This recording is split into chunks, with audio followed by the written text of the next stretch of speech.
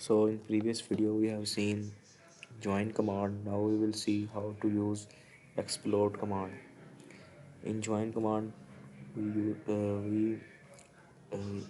use it to join lines, but in explode we will see how to break the line segment into parts.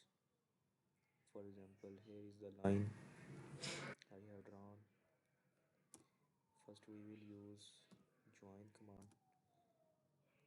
to join them. We are joining these segments. Then we will press enter. Now the whole drawing is joined. But now we want to split or break these joint component into individual ones. We would use explode command. We press enter.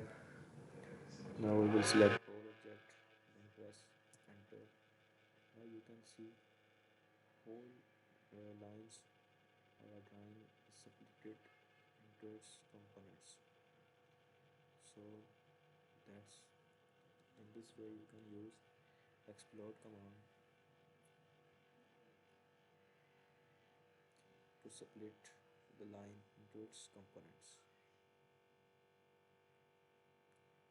So that's all from this video. We will see